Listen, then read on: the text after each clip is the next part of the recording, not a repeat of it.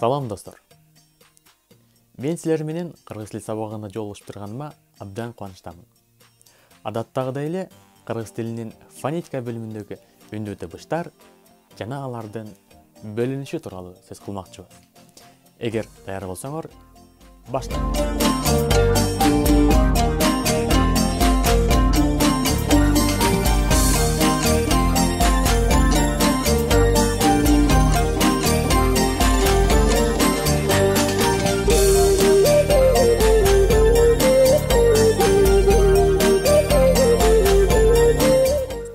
Биз сүйлөп жатканыбызда оозубуздан чыккан ар бир табыш, ар бир сөз оңой эле жаралып жаткандай туюлат.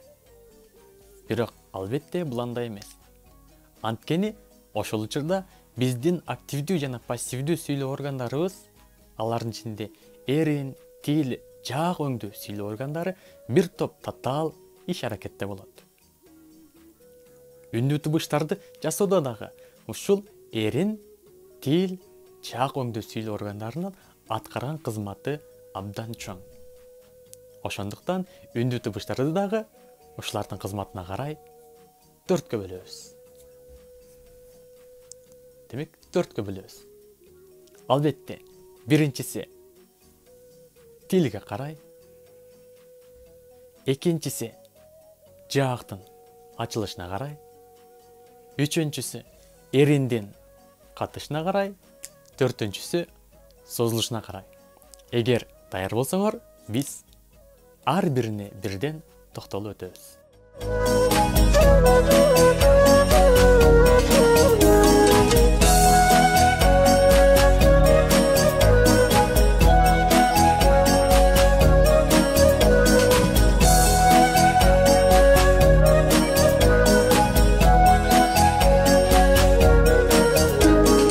Табыштар албетте тилге карай экиге бөлүнөт.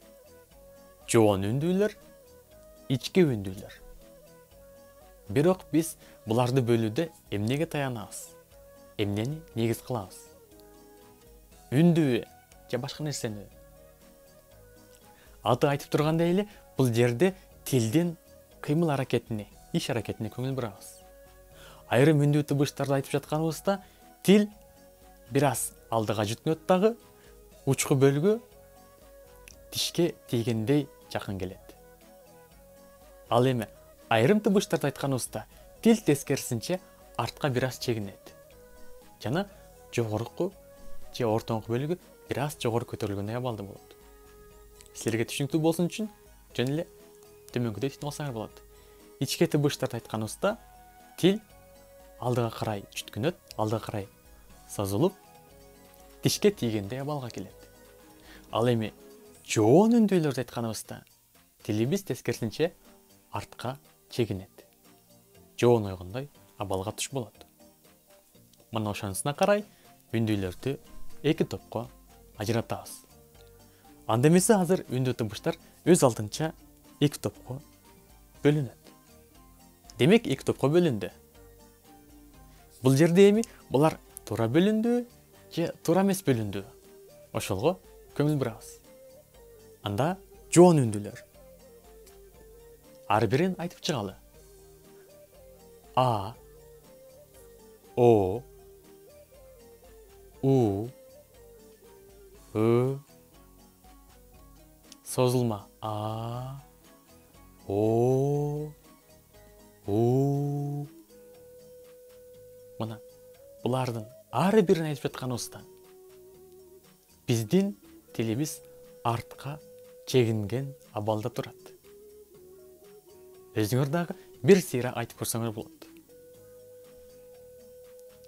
Демек, булар жоон үндүүлөр. Эми кийинкиге көңүл бурабыз. Ичке үндүүлөр. Ар бирин айтып көрөбүз. Мен сөз башында айттым. Ичке үндүүлөрдү айтканыбызда, тил алдыга карай жүткөнүп, бир аз ичке тегендей абалда, жана ошондой эле тишке тие тургандай жакын абалга келет. Ар бирин айтып чыгабыз. И, Ö, Ü. Жана ошондой эле булардын созулмалары Ö, Ü. Кыргыз тилиндеги үндүү тыбыштар жаактын ачылышына карай да бөлүнөт.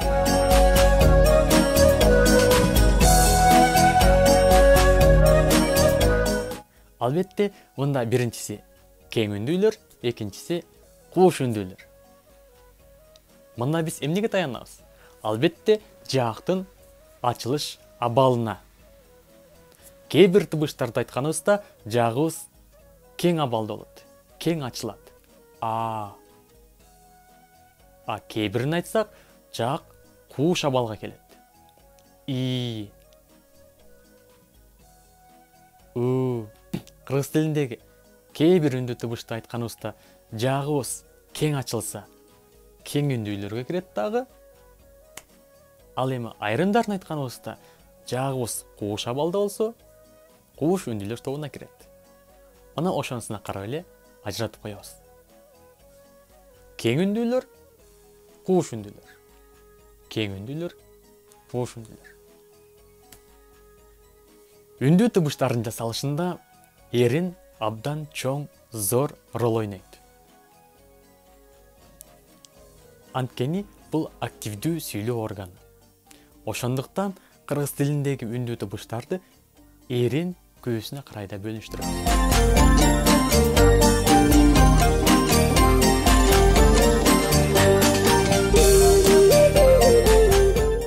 Мисалы, бир тыбыш айтайын. Менин эриниме көңүл бургула. Ö.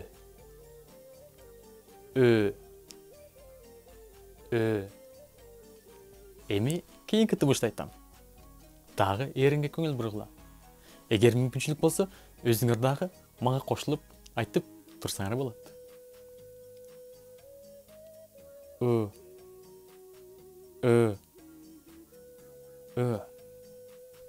Демек, бул жерде эриндердин иш аракети, кыймыл аракети түрдүүчө болду.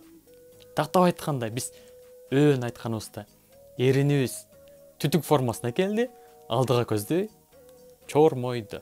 Тактап айтканда, өрдөгү ос болду. Ал эми өн айтканыбызда жок. Эринибиз андай абалга келген жок. Дагы бир тыбышты айтам. О. Кийинкиси И. Демек, экөөнү айтып жатканда дагы эриндердин иш аракетинин формасынын түрдүүлүгү байкалды. Мына ушуга карай, ушул нерсеге таянуу менен биз кыргыз тилиндеги үндүү тыбыштарды эрин күүсүнө карай эринчилдер жана эринсиздер деп эки топко ажыратабыз. Эринчилдерге кайсылары кирери жазылып турат, эринсиздерге дагы кайсылары кирери жазылып турат.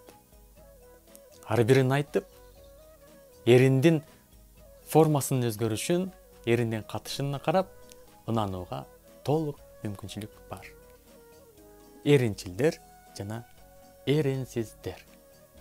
Кыргыз тилиндеги үндүү тыбыштар созулушуна карай созулма жана кыска болуп, дагы эки топко ажырайт. Мында созулма үндүүлөр 1,5-2 эсе созулуп айтылат. Маселен, кыска үндүү созулма үндүү кыска үндүү созулма үндүү жана калгандары ушул өңдүү улана берет.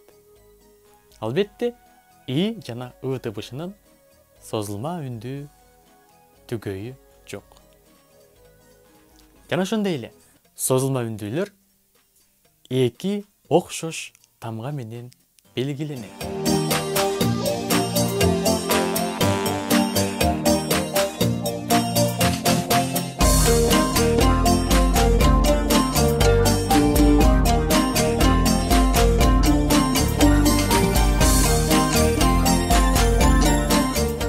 Мына ошентип, бүгүн биз силер менен кыргыз тилиндеги үндүү тыбыштарды жалпы жонунан 4кө бөлүп, аларды өз алдынча чечмелөөгө аракет кылдык. Биринчиси тилге карай бөлүнүшү жоон ичке, экинчиси эринге карай бөлүнүшү эринчил, эринсиз, Үчүнчүсү жаактын ачылышына карай бөлүнүшү кең жана кууш. Акыркысы төртүнчүсү созулушуна карай созулма кыска. Кийинки сабактан жолугушканча сак саламат болгула.